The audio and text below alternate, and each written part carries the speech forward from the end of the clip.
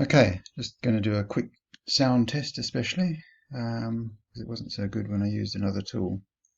So this is Browser Stack, where I've created a trial account and I've run a number of tests on different browsers, on the Mac, Safari, Mac Firefox, Android, iPhone, and of course Windows 10. This is all on the Browser Stack cloud. And I just thought I'd go through the results and have a look at the changes that had to be made to support this. Big change, of course, being from Cypress to webdriverio. Okay, so just continuing. So the first one we'll look at is the last one test I ran, which is actually a bunch of tests together. This is the Samsung Galaxy S20 with the local Internet Explorer there. So we can actually have a look at that test if I maximize it here. We'll see, yep, it looks like an Android device with the little Android guys at the top. And you can see it running through quite quickly, basically adding that test and editing that test. Let's minimize that now. It's edited the test. We can go back. Takes a little bit of time to pull all the values, all the cells out of those, all the values in the cells out of that table. And I have an idea how we could speed that up. Go back here, we can see everything was good, and it's the same for the iPhone and Firefox on a Mac with Monterey. And if I roll all the way down here, there's a failed test with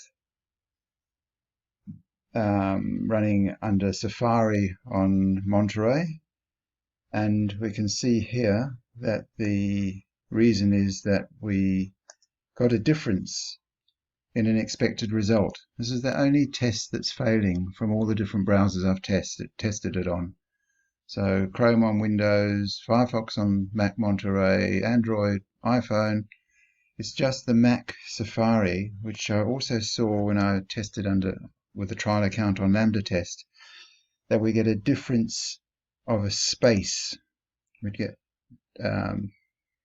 a space in the actual result here in the one cell of the table, which we don't get, which we're not expecting. So that's something to investigate. Is it a bug with Safari? Is it just a difference we have to take into account? I don't know. I'm not going to look into it any further, but I was very happy that these tests run pretty quickly on Browser Stack. Of course, you can run them in parallel and get even more speed. So I just wanted to quickly jump over to VS Code, and you'll see here that I've got still some of the old Cypress code around, but quite a lot has now been changed over to webdriverio. So I've left commented out as I was changing it over the Cypress code. So in Cypress you would have used the visit method, cy.visit, and then using the Cypress environment scheme would go to this website. In WebDriverio, because everything has to be async and await, browser.url is the equivalent of visit, and I've just hard-coded the actual URL. And down here, where in Cypress we would have done a whole lot of gets of the various IDs, and then we would have cleared and focused and cleared and then typed whatever.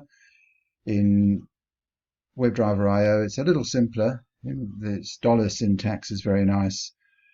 Dollar being a shortcut for basically go and find that element, in this case hashdb, and then just set the value, and it does everything. Set the value, and then find, in this case, the button and click it, so we log in. So that's all quite neat. Some things aren't quite so neat. So in the backup and restore, for instance, in the case of Cypress, I would be looking for a element on the screen just containing backed up, and I can do that in one statement, just saying find me an element that contains this text backed up. In WebDriverio, I have to have a wait on a particular element, which is actually better. but wait until, and then I provide this asynchronous function, which has to get the text and wait for the text to be backed up. So it needs a little function there with a timeout value, and you can have an optional message. So that's a little bit more work, but of course this can all be wrapped up in a new function in a library that we can have to wait for changes on the screen when we need such functionality.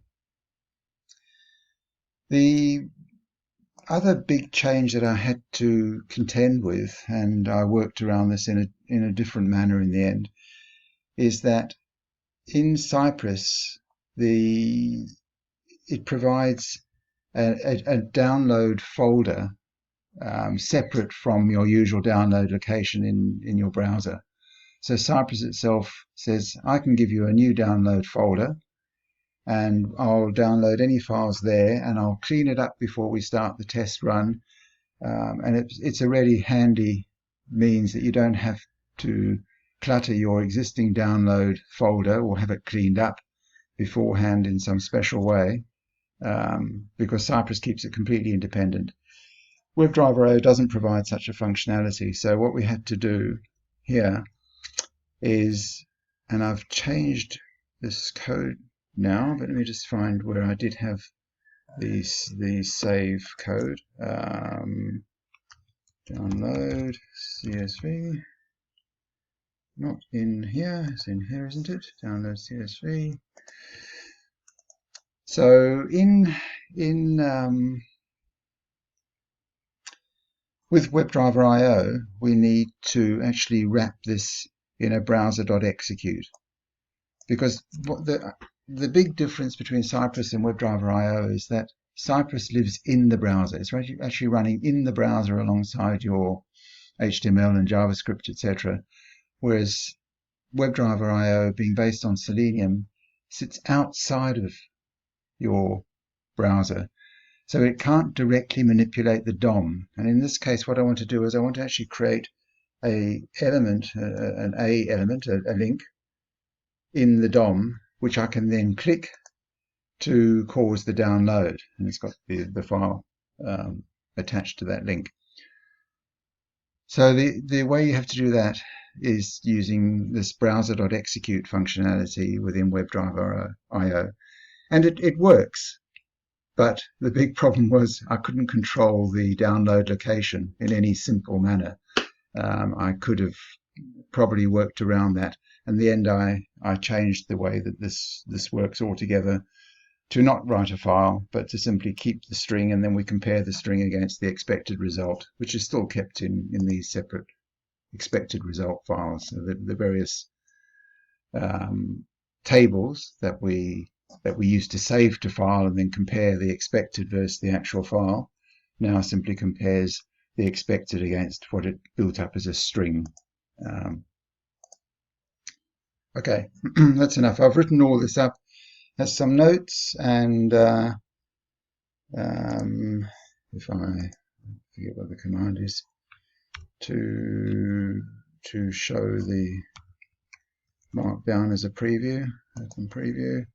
Yep, so I've tried to keep a little journal while I've made this change from Cypress to WebdriveRio. It's more actually now a resource for writing with WebdriveRio as to how things should go.